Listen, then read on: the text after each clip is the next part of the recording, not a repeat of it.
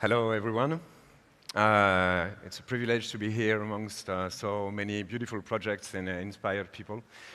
I'm the CEO and co-founder of Panjee, a small startup in the south of France that works in a special field, which is connecting people with food. We didn't take it from a technological point of view, so I'm going to talk about the human incentive behind the food chain and the way we can get better information. I have 36 years of experience as a customer, so that's the best thing I can talk about. So the best way, I think, to start with introducing our company, we made a little film, a short movie of 1 minute. It's in French, but it's subtitled, so everybody can get it. Here it is.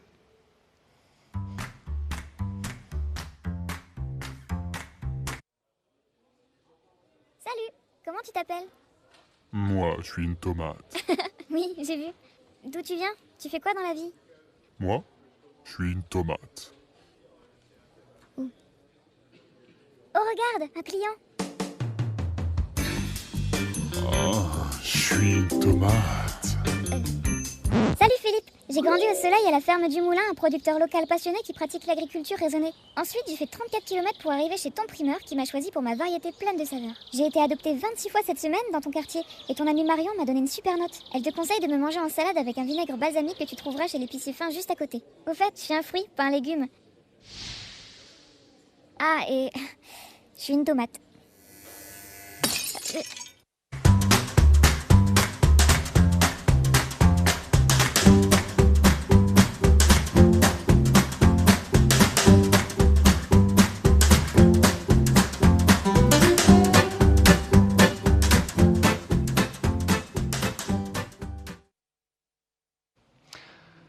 So, now we can talk about smart product data. Are we there yet? Well, we need something to connect all the people from the supply chain and the food systems to the final customer. We need to speak the same language. And for that, we need to allow all the food chain people to speak this language too and to be able to build it. So I'll make a few statements on food data to make sure that we're all up to date with what really comes in handy with food data. First thing, it is the fuel to all the applications we're using today, marketplaces, B2B, B2C, analytics, the scanner application you're using to get better information on your products. They all have one common point. They need one set of data to work. So the main functions are matching offer and demand. If you have smart food data, it works like for any search engine. You can match characteristics of a product with a specific demand of one individual. Second, comparing and choosing. Then you have the information, you can compare and decide what fits your values best. And it's driving trust and loyalty, of course. But there's a better thing behind. If you connect the whole food systems through smart product data, you build intelligence. You're allowed to trace any piece of information, and not just traceability, but full food health, values, savoir-faire, commitments, all the sustainable characteristics of the products, and everything about people behind. So, in order to give consumers the power to choose, there's a human side behind that technology cannot do. It's finding a way for professionals of the food systems to actually collaborate and create value for each other. So, the problem is that food data is a mess. It is a huge mess. You have nutrition here, you have contents here, you have objective data on labels, certifications, education. It's a mess. In order to answer all the questions of the customer, you need to do one thing. You need to assemble all of these data. So we went to meet all the professionals on the food market with one question, but we started with customers. What question do you have when you buy one product? What gets you to decide to choose this one instead of this one? And we had thousands of different combinations of answers, but we could sum it up.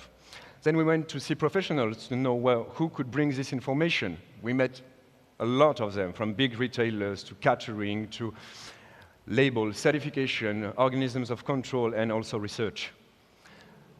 But the one who gets it all is this guy, because if he doesn't give you the basic data on the product, nobody gets it along the chain. So you have to incentive him so that to make it easy to provide the data and rewarding. We summed it up, because we had so many answers, we needed to organize all this. And we realized that we were building a universal language to get professionals to fill the data that will answer our questions as customers. And because this data, when we met the producer again and we said, hey, can you fill this form, please? He said, yeah, okay, no way. These are bricks that all the food chain can take in control in different ways. Labels and certifications, well, you go meet labels and certifications. You allow them to produce content and certify all the data. You need content, you go to see the brands. You need to share this data, you go see the retailers who can collect it. And this way, we build an ecosystem that provides data to any of the people of the food systems. We called it Panjee, because it's like the supercontinent, basically. And it's the first collaborative data network that unifies food system by sharing and distributing value all along the chain. First, it saves money and time. Then it gets you to have a better reliability on all the data you're going to ask. And it will increase sales and trust all along the chain. But it is a universal language that allows any applications to use it their own way, to optimize waste, to get better information to customers, and to match offer and demand on any marketplace. So basically, you don't always have to open a data sheet, to see what the information inside is. The first thing is that with structured data, you can match offer to demand straight. So you have three functions.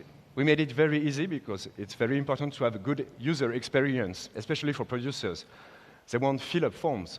They will fill, questions, check, and we will deduce the data behind. We will produce objective data.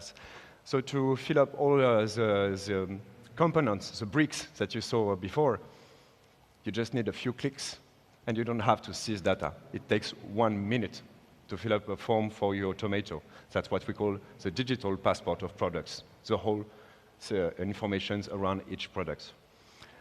This is the metadata. This is the invisible part that allows your product to interact with the whole market. And the more data you produce, the more you get intelligence and interaction between customers and all the food system actors. Then you share it, but you must control it, because Jean-Claude, the producer, he will not give the same data to anyone, He wants to control who sees it and who uses it. And then all the applications on the market need a different part of the data. You need to optimize waste, while you need packaging and conditioning information.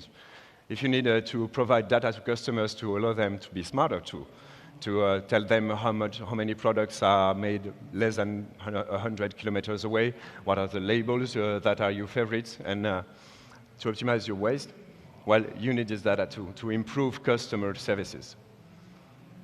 And finally, you get your reward. The more data you produce, the better your intelligence becomes for any actor of the food chain. So we are a small team. We are not a big startup today. We're only 7. We are half food experts and half specialized in digitalization, which means we know how to make very complex stuff very simple and usable for everyone. Finally, these are a few rules I'll pass by very quickly. First thing, equity to inform is so important. If the one who pays more has a better information, that's not fair, because you have to value the real efforts that are done along the way. So creating and sharing must be free. Then shared value creation, everybody needs incentive to collaborate with its chain. Inside-out interoperability, this one is a bit hard to say. And universal comprehensive language is the very basis, because we have very simple questions to ask when we choose our products, and that's the way we can track the market into a very sustainable way. So finally, I tried to say it right. Molte grazie per la vostra attenzione. I just wanted to say was all these bricks that we put in products, we are just a small part of a bigger brick that is this responsible consumption and production we're aiming to. Thank you very much.